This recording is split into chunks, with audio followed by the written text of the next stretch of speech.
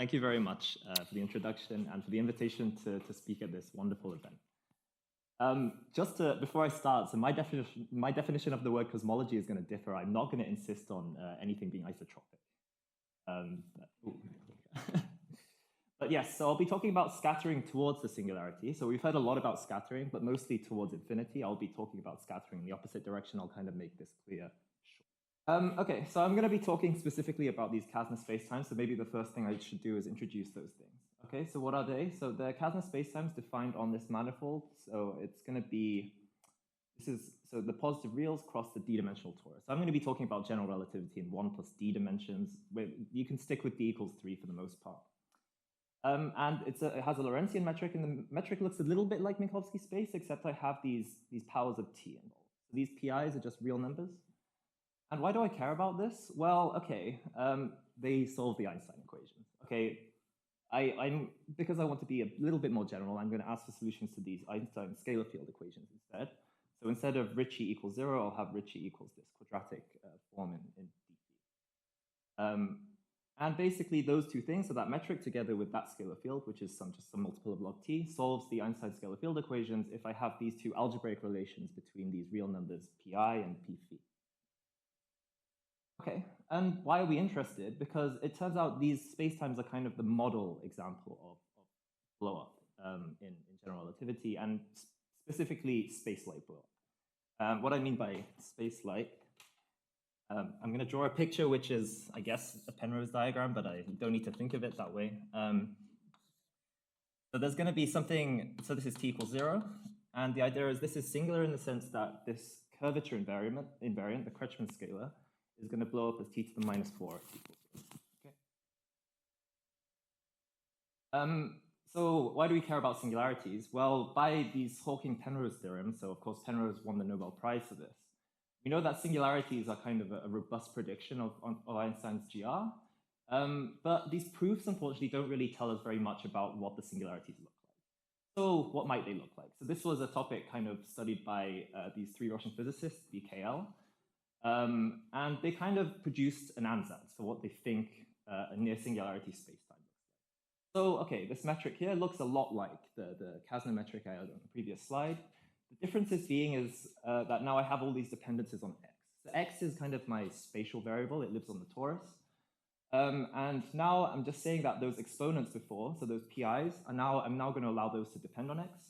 The other thing is, okay, so those dxi's up there, I'm now going to change to a more general one form. Okay, one forms also I'll allow to depend on x. Okay, then something similar for the scalar field. Don't think about that too much. So this is kind of the leading order terms in the expansion. And we can just ask, can we kind of solve this as like a power series? Can we find the next order terms in powers of t and so on and so forth? And it turns out that we can, given we have one extra condition. What's this extra condition? Whenever this inequality holds between three of these pi's, we have to insist on this integrability condition. So these like capital lambdas are so-called connection coefficients attached to the one forms. And we're just saying that whenever this inequality holds, we have to make sure this connection coefficient is. Okay, so there's this IMO training camp happening next door, so I thought I'd do some counting. So what I'm going to do is I'm going to count what I call degrees of freedom allowed in my ansatz. Okay, and why do I want to do that? Well, okay, as well as just writing down this ansatz, BKL, these three guys, decided, kind of wanted to say that this is kind of the general form of the singularity. So, okay, in order for it to have a general form, or for it to be a general singularity, we kind of want the kind of degrees of freedom to match kind of the degrees of freedom available in the Einstein equation. Okay? So let's just count the degrees of freedom. So what do we have? So we're allowed to choose these pi's and these omega i's, and okay, there's these two scalar field things too. So there's d pi's, I guess, and then the scalar field things. So I wrote d squared there because there's d1 forms, each of which has d components. Okay, but that's kind of not the whole story because for instance, I have these two algebraic relations, so I lose some degrees of freedom. And then I lose more degrees of freedom due to these annoying things called the momentum constraints. Okay, and finally, I have this weird condition down there, and I'll just kind of say I lose some more degrees of freedom, which I don't know yet. So what do I compare this to? I compare this to the degrees of freedom available in the Einstein equations, or the initial value problem for the Einstein equations. I guess Andreas described this in lots of depth earlier. But kind of what do we have? We have, in the initial value problem, we have this kind of, the metric kind of restricted to some space-like surface, the second fundamental form, which is kind of the t derivative of that. And then, okay, I have some more things to do with the scalar field. Okay, so the first two things, they're two tensors, they're symmetric two tensors, and that means they have d times d plus 1 over 2 independent components. So I have those two things, and then I have these extra degrees of freedom from the scalar field, and then I subtract off more things to do with the momentum constraints, more things to do with gauge. The reason it's d plus 1 there and d up there is I also have this Hamiltonian constraint down here. It turns out that that's the same thing as that second. Okay, so now we just do some simple arithmetic. So I think you can compute that second line is d squared. So we see that first line is also d squared if and only if that kind of red question mark is 0. So maybe we only have this consistency. We're only insisting on this being general if the question mark is 0, and that means I have none of these weird capital lambda constraints. Okay, when might that happen? Well, basically, whenever that inequality I have down there doesn't. Okay. So the annoying thing is this isn't possible in 1 plus 3 dimensional vacuum. So that's why I wrote d greater than 3. But it is potentially possible in higher dimensional vacuum, or if I have this. Okay, but how do we make this kind of like function counting argument rigorous? Well, I kind of pose it as a scattering problem. I want to say that, if I have initial data, so initial data lives here. This is kind of the Cauchy initial data. So I have this h, k, and then some scalar field stuff. And then I want to solve in that direction. Okay. And if I solve in that direction, hopefully I reach something that looks like that ansatz there, and I can maybe say something about the asymptotic things, so the pi's and the omega i's and so on. Okay. Alternatively, I might be interested in the opposite directions. In the scattering world, this might be called asymptotic completeness, right? I want to pose my kind of asymptotic data there and kind of solve in that direction to determine the whole space. Right, and finally, maybe I want to kind of relate these two maps. Maybe I want to describe it as some kind of isomorphism, ideally some kind of isomorphism with estimates, right? So maybe I can control something. Yeah, so we're only going to consider this range where those lambda things go away.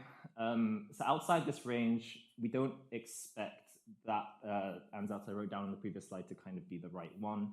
And in some sense, you get some kind of oscillations between different. Okay, let me just kind of discuss some of the literature in this field. So we'll do firstly the downwards direction. So kind of going from space-like data to asymptotics. So a lot of work in the past was done in various symmetry classes. So there's this work of Crucial, Eisenberg, and Moncrief in the polarized Gaudi class, and then kind of generalized by Hans Ringström to the full Gaudi class. And then various works in spherical and surface symmetry. So of course, in those symmetry classes, we have Birkhoff's theorem, so we do need to add matter in order to make the Einstein equations interesting.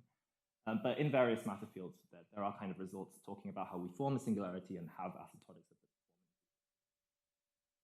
Okay, but going outside symmetry, so there's this very important work of Rodniansky spec. So I write FLRW here, so of course Muddy wrote down the FLRW metric in the previous talk. So I want this to be consistent with my Kasner thing. So all that means really is that my PIs, they're all going to be the same. That's what I mean by FLRW. So yeah, so we have, so this recent work is studying like perturbations of initial data, so maybe data on this kind of slice. And trying to say that we still form a space-like singularity, and moreover that we have some nice asymptotics. Okay? And this was generalized to different topologies by Jared Speck and David, together with his student Liam Urban, and also with a different gauge by Fire and Olenek. Okay? So going outside FLRW, in fact, this was also generalized to the full range of nice exponents by this work of Fornadavlos, Rodniansky, and Speck, and there's related work by those. Okay. But one interesting thing is what I call derivative loss. So what that means is if I pose initial data here with some number of derivatives, the kind of data, the asymptotics I recover down there will actually be less regular than what I started with. And you'll see that basically in all of these works. Okay, let's think about the other direction. So in the other direction, there is also a lot of work. So particularly, at least historically, a lot of the work involved imposing kind of real analytic asymptotic data at t equals 0. Okay, and in that way, in that world, we can use kind of various generalizations of Cauchy-Kovalevskaya and kind of use this to solve for the whole space. That's kind of, I guess the original work was Kikunasamui-Rendell, but later, I guess the main work is this work of Anderson. Okay. It turns out that we don't actually need real analyticity, and there is a very important work of Greg Fornadavlos and Jonathan, which does this kind of same thing, just with finite CK regularity. And actually, this is very interesting because this doesn't do, it doesn't talk about the range of exponents I talked before. It actually does 1 plus 3-dimensional vacuum. And they do that by kind of imposing that lambda ijk is actually 0 for the asymptotic. But again, we see this issue of derivative loss, and I'll kind of go into that. So let's see if we can understand what happens here. So I'm going to do a much easier equation, which is just the linear wave equation on these Kasner spacetimes. So in coordinates, I'm gonna just write it like that. I think I've multiplied the equation by t squared. So the reason I've done that is, so that right-hand side, it looks like it goes to 0, right? So pi in this world will, I think the second relation at pi squared, sum of pi squared is 1 or something. So the pi's will always be less than 1, so that thing, you know, if you look at the power of t, it's always positive. So we kind of expect that right-hand side to go to 0. And what that means is we can kind of integrate up twice, and what we expect is this. We expect something times log t plus some other term plus some error. Okay? And indeed, that's what happens. And this was done by a lot of different people that we, you know, have this kind of asymptotic behavior towards. So what's the analog of, you know, these up and down directions? Well, I want to start with like the Cauchy data here, which is just phi and dt phi. And then I want to recover these functions, which I call c infinity and c infinity down here. Okay, so annoyingly for the result, I need to introduce some Fourier multiplier. Morally, this is just some number of derivatives. It's actually an isotropic. It's kind of different number of derivatives in different directions, but don't worry too much about that. Okay, so what do we do? So let's do the downwards direction first. So I'm saying in the downwards direction, if I have data in this in the usual kind of HS plus 1 cross HS class, I solve down, and it turns out that these quantities I get actually live in HS plus half. Strange. I do need this correction by some symbol. And actually, this works completely the same in the opposite direction. If I impose this data inside this HS plus half class, I can actually solve for the whole space-time, and the whole space-time will live in, you know, the regularity of the original thing. So it's very nice that, you know, I get the same thing both forwards and backwards, because that way I can actually think of this as a Hilbert space isomorphism. Okay, it turns out I can do this not just for the wave equation, but for a more complicated system which involves linearizing the Einstein equation. So I don't really want to say anything about this. I'll just maybe just skip ahead. I have, you know, some number of variables. I guess the one interesting thing I want to point out is now that symbol appears again with a minus pi plus pj. And I guess the curious thing is that symbol with the power, if I vary the exponents pi and pj amongst the class I've been talking about, that can actually lead to arbitrarily large gains and losses of derivative, which means that in those nonlinear works I mentioned earlier, you know, the derivative loss I talked about is kind of a real thing. How much time do I have? Okay, I can maybe say something very, very quickly about the proof. Okay, more like morally, you know, why doesn't the half appear? Why does this funny symbol appear? So I'm gonna, you know, deal with a very model equation, which is just the same thing as that wave equation I wrote down, except I'm gonna write t squared, and it's gonna be isotropic. So I'll just put the usual Laplacian on the torus there. And I do that because I can take Fourier series. So I have, you know, basically a system of ODEs for each Fourier component. And that's actually very nice because that equation there is actually Bessel's equation. It's Bessel's equation of order 0, if you know what that means. And that means I can solve it. You know, it's just a linear combination of this J0 and these Y0, the two different Bessel functions. Okay. But okay, these things have been very widely studied, and we know all about their asymptotics at kind of large Z and small z. Okay, so particularly at large z, so this is what I call high frequency because this is lambda large. I have this thing with cosines and sines, but I have this funny square root of lambda times t there. Whereas at small time, so what I call maybe low frequency, I instead have a log of lambda t that comes from this y0. Basically, those two red lambdas are what's responsible for both the halves. So the s plus a half thing comes from the lambda up there, the top line, I guess. And then the kind of funny correction that appeared there is from the other one. Okay, so of course, using this Bessel's function idea is very sensitive to that equation I wrote up there. And in doing the actual proof, we instead do this via some carefully constructed energy estimate. I think that's all.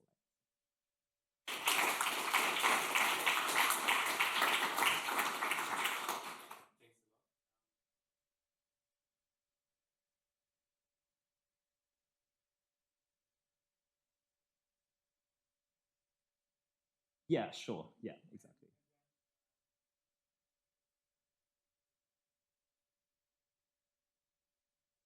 Mm-hmm. Potentially, yeah. Right. It's a very funny thing because I guess exactly what this Fourier integral operator might be depends very sensitively on the exponent, right? This power. So okay, in the nonlinear setting where really these things depend on space, it's going to be very complicated. There'll be it's at least microlocal.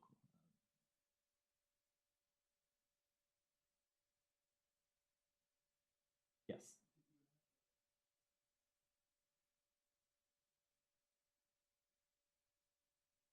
For the nonlinear cases, the wave equation. Yeah, I do have. I mean, it's very not. I mean, you can create Hilbert spaces, based out of this S plus a half. Yes, and that works.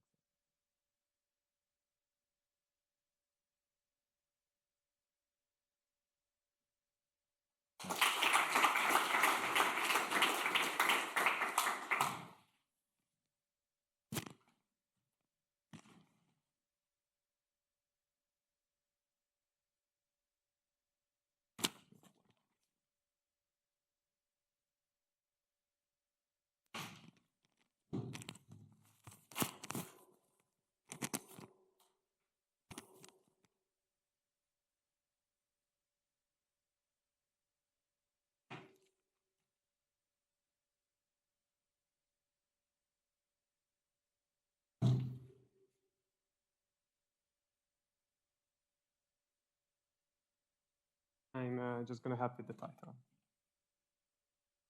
I'm just going to help with the title.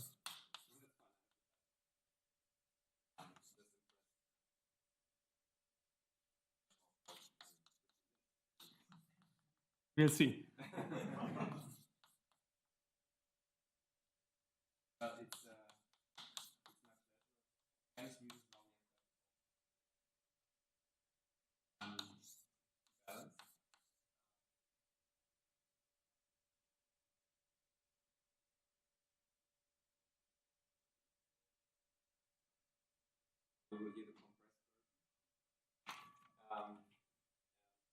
The title is Construction of Multisolitons. Yeah, okay, so first of all, I want to thank the organizers. Well, approximates it. So I want to thank the organizers for giving me the opportunities to speak here, and also for putting together an amazing schedule where I have to motivate less the scattering theory here and speak less about some of the diagrams I'm going to introduce. So first of all, let me start with motivation and also the equations that I'm going to study. So as for the sake of time, I'm not going to write down everything that I say. So let me just say that the first motivation comes from general relativity. And so an open problem I guess it was not really phrased in any article as an open problem because it's a very strong expectation, is that we expect there to be solutions to the Einstein vacuum equations that are asymptotically flat and describe n black holes that are moving away from one another. Okay, so this the construction of these spacetimes seems like a very difficult problem already for n equal to 1, so a single black hole, which is not one of the explicit solutions. These dynamical solutions have only been constructed about 10 years ago. So this is somehow the very long-term goal that I would like to achieve. So let me just make 2 remarks other than this is difficult. So okay, the very simple picture that you should have in mind is that you have x and t coordinates and you have black holes just flying away. Ooh. You just have black holes flying away on some time like geodesics probably. Okay, well, we know this is not really the right picture because there are event horizons and everything, but so if you add matter to the system so that you can form star-like solutions, then maybe a diagram like this is more appropriate because you no longer have horizons. Okay, so this is matter, and also in the far field regime, these are going to move away from one another. So if in the far field regime Newtonian theory in 3+1 dimension is any good, then we know that the acceleration between 2 of these black holes is going to be proportional to the force between them, which goes like 1 over distance squared. So I know that these are not really going to approach time like geodesics. They're going to have a logarithmic corrections to them. Okay, so this is all about GR motivation. And now let me give you the equations that I'm going to study. Okay, so the model, I don't want to go into why I choose this as a model for this equation. For this problem, but the model that I'm going to study is, okay, maybe the first equation is one that has been very widely studied in the literature. So this is the energy critical wave equation in 3+1 dimension. Energy criticality is not going to play a large role, so I'm just going to tell you that there's another equation that I can study equally well. So this is box phi is equal to minus phi to the 7 plus phi to the 9. Okay, this is energy supercritical. Everything that I say for this applies in this case as well, and I will make remarks. Okay, so what's important is that here I don't have black holes. What I have is solitons. Okay, so I have a stationary solution which is just given by W. Okay, I give you the explicit formula. Again, the formula is not really important. Minus 1/2. What's important is that it goes like 1 over R in the far field regime. This 1 over R behavior is the same as a Schwarzschild black hole. The effect of a Schwarzschild black hole at far away infinity is like a 1 over R effect. Okay, what else is important about this equation? The symmetries. Okay, so the symmetries are the following. So I always talk about equation 1 and maybe mention the differences for 2 sometimes. So the symmetries are Poincare symmetry. Okay, so that means that if I can just take any one of these solitons and boost it, right? This would be just having a soliton on another time like geodesic. Okay, so that seems nice. I should be just able to put these along one another. The other one is scaling. Okay, so this is for equation 1 only. This means that my soliton can be rescaled. Okay, it's almost like a mass of the black hole. It can be larger or smaller. Again, for because of time constraints, let me be somewhat brief about previous results, even though equation 1 is of course extremely well studied in the literature, and I build upon a lot of these things. So let me just mention in word the things that are not going to play a lot of role in today's talk. So this is the stability concerning that soliton solution there.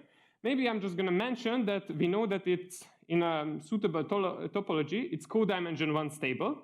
And codimension 1, you can't get better, because if you linearize equation 1 around the soliton, you see that there's an exponentially growing linear solution. And linear instability, of course, immediately means nonlinear instability, so we have to kill this with codimension 1 initial data. Equation 1 can also blow up. There's a lot of results concerning blow up, but this is not going to play a role. There are also a lot of classification results that go into the direction of soliton resolution conjecture. Again, these are not going to play a role, but there are, these are major breakthroughs. There have been major breakthroughs in this direction. So the results that I will mention is the construction of multisoliton solutions.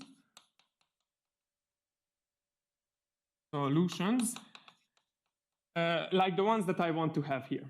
Okay, so the results here, happen in higher dimensions for the energy critical wave equation. So this is in capital N number dimensions. This is the equation. Okay, I just write it for the sake of completeness. Again, you have an explicit soliton that you can write down.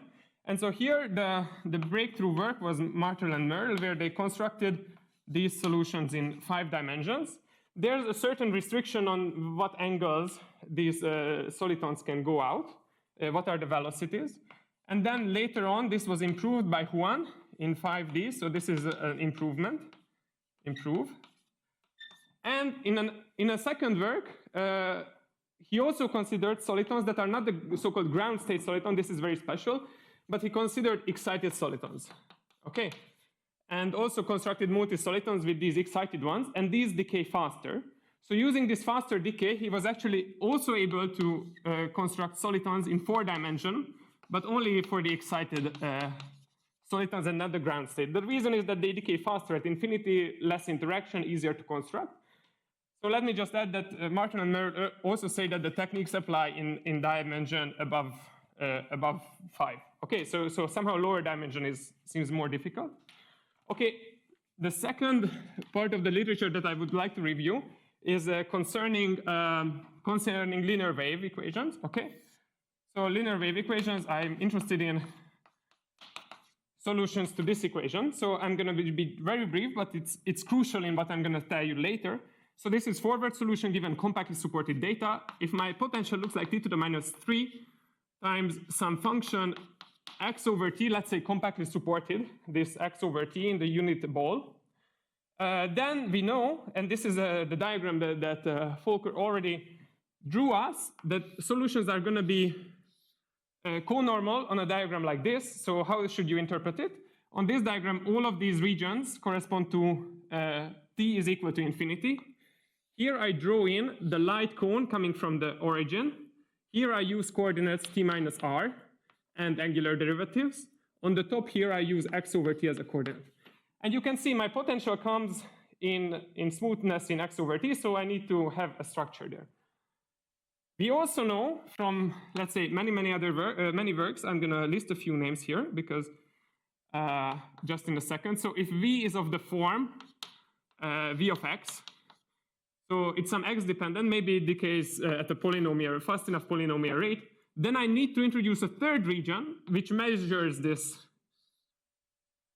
fact that there is something happening on unit scales. Okay, so here I have x as a coordinate, x over t, t minus r.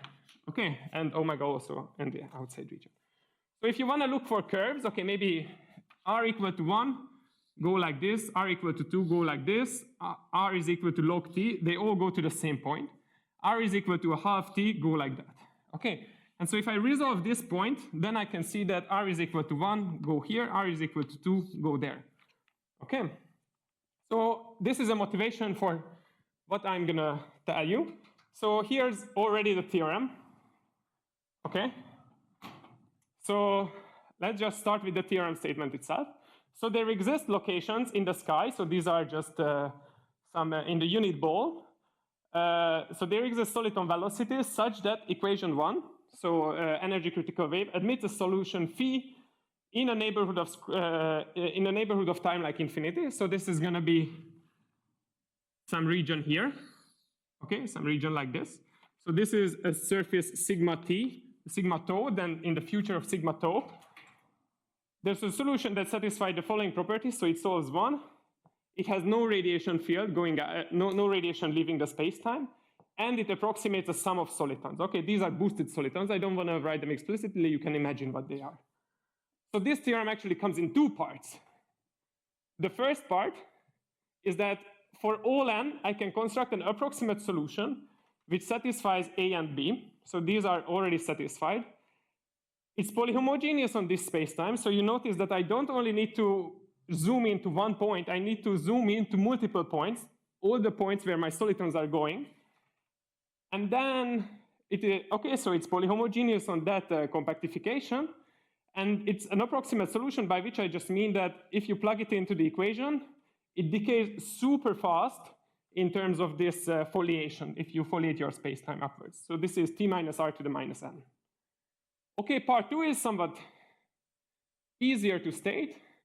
For n large enough, then I can just correct this approximate solution to be a real solution for equation 1. And okay, this correction is actually going to be co-normally regular. So this is again something that we already heard from Walker, saying that if I'm taking derivatives in this compactification, I need to obtain a degenerate weight whenever I'm differentiating towards the boundary. Okay. So because I still have 2 minutes, I think, let me just give, maybe this card is 30 seconds. Oh, no, those are going to be used. So maybe I can give a proof, well, a fib. I guess this is the theme. So the way you do part 1 is the following. You just insert your trivial ansatz. You just write down something which is a sum of multisolitons, exactly these boosted ones. You see that it doesn't solve the equation. Now you look at the linearized operator. Okay, the linearized operator is just this thing. 5 sum of the w i's to the 4, okay, times phi is equal to error. Okay. And now you look at this linearized operator around different regions of the spacetime. So when I'm close to one of the solitons, I look at how this operator acts on a polyhomogeneous function, and to leading order, it just acts like Laplacian plus 5wi to the 4, where wi denotes the soliton which is sitting here. Okay, this is the operator. When I solve here, when I plug in the linearized operator, it's just box. Okay, this is the leading order. This is what the leading order operator is. And then, okay, this just turns out to be elliptic, actually, if you look at it restricted onto this, surface at infinity. And now I just iteratively improve my error here, improve here, improve here, improve here. I play this game a lot, and then I get as good solution as I want. Okay, and for the last 1 minute, I just want you to look at the proof, how I close the energy estimates. There are going to be no equations. So you just draw something very, okay, something very explicit, and then you do trivial energy estimates. Okay, these are really just energy estimates. DT energy estimates, maybe I commute a few times with well-selected vector fields. So there's an exterior region when I'm not close to any of the solitons. Then when I do an energy estimate in the exterior region, it gives me some incoming energy to the local regions. You see each local region treated separately. Then I do energy estimates in the local regions. And actually, then I apply the dyadic iteration of Duff-Hermos, Holziger, Rodniansky, and Taylor, the way they treat black hole stability or problems around black hole spacetimes. And in this dyadic approach, what's important is that I don't need decay. I just need energy boundedness. And as long as I can prove energy boundedness between dyadic slices like this, which I tell you just a DT energy estimate gives you, then you can continue this dyadic approach and close the second part of the problem. Okay, I guess I ran out of time. Thank you all for your attention.